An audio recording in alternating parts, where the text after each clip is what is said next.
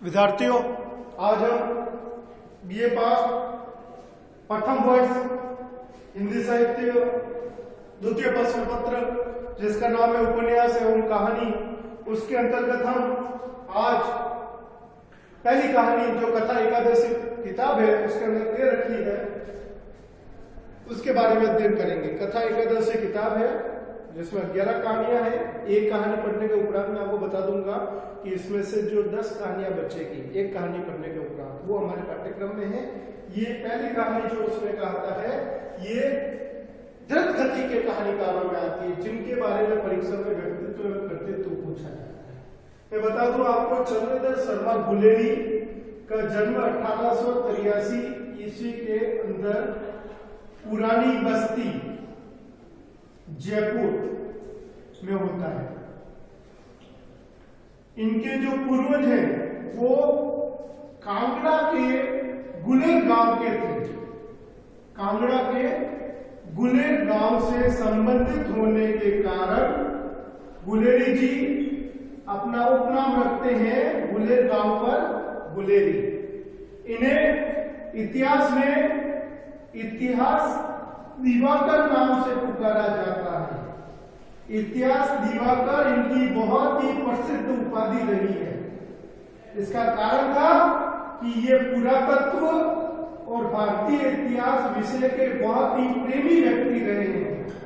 इनका प्रिय विषय भारतीय इतिहास, भाषा, संस्कृति एवं पुरातत्व रहा था। इनकी मृत्यु 1920 ईस्वी के अंतर्गत काशी में हो जाती है। ये विचार दिया है मृत्यु मृत्यु स्थान का नगेंद्र के अनुसार 1920 में इनकी मृत्यु हो जाती है। इन्होंने निबंध कविताएं भी लिखी है, किंतु इनकी 3 कहानियां हिंदी में प्रसिद्ध रही। तीनों कहानियों का क्रम इस तरीके से रहा है। पहली कहानी का नाम है सुखमय जीवन। यह कहानी 1911 के अंदर प्रकाशित हुई है विशाल भारत पत्रिका के अंतर्गत। दूसरी कहानी है बुद्धू का कांटा। यह कहानी 1914 में प्रकाशित हुई है, किंतु इनकी जो सबसे ज्यादा प्रसिद्ध कहानी है वह है उसने कहा था कहानी, जो 1915 में प्रकाशित हुई। जून 1915 सरस्वती के अंक में इनकी यह कहानी हिंदी साहित्य के अंतर्गत बहुत ही ज्यादा प्रसिद्ध मानी जाती है। इस कहानी को प्रथम विश्व युद्ध की पृष्ठभूमि पर लिखा गया। प्रथम विश्व युद्ध की पृष्ठभूमि पर यथार्थवादी शैली के अंतर्गत लिखा गया, किंतु इसके अंतर्गत आदर्श प्रेम का चित्रण मिलता है।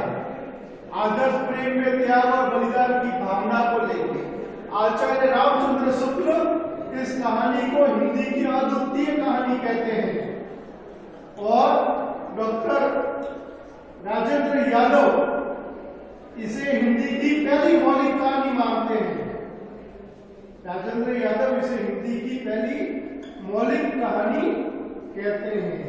डॉक्टर नगेंद्र कहते हैं कि इसी कहानी से हिंदी में नई कहानी प्रारंभ होती है या एक नई शैली की हिंदी कहानियां प्रारंभ होती है। इसे हम हिंदी की प्रथम कहानी कह सकते हैं डॉक्टर नगेंद्र के अनुसार।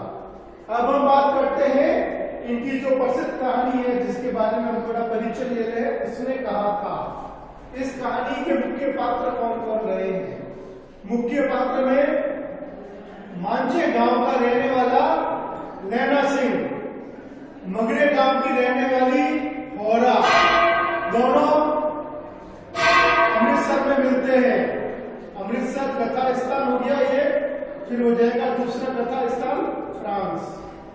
2 कथा स्थान हो गए, नैना सिंह, होरा सिंह के पति हजारा सिंह, उनका लड़का बोधा सिंह। नैना के मित्र और सैनिक वजीरा सिंह, महासिंह।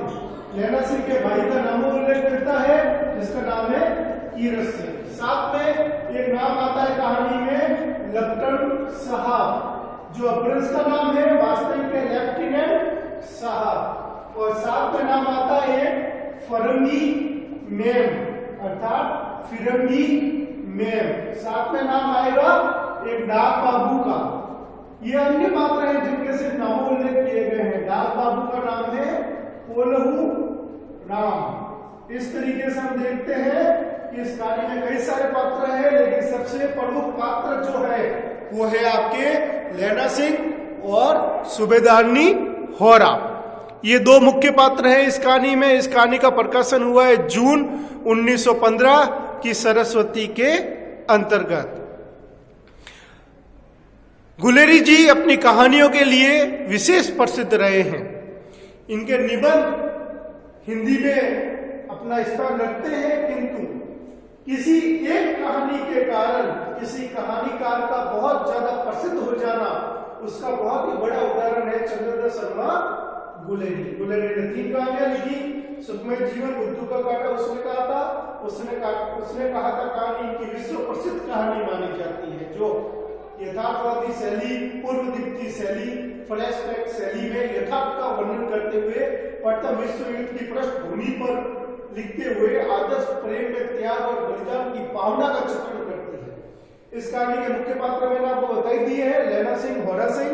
अन्य पात्रों में हजारा, बौद्धा, वजीरा, तीरथ, महासिंह, लफ्टन साहब, फिरंगी मैम, कोल्हू राम, डाक बाबू और एक तुर्की मौलवी का नाम हम ले सकते हैं। अब हम नेक्स्ट क्लास में इसी कहानी का वाचन और व्याख्या करने वाले हैं।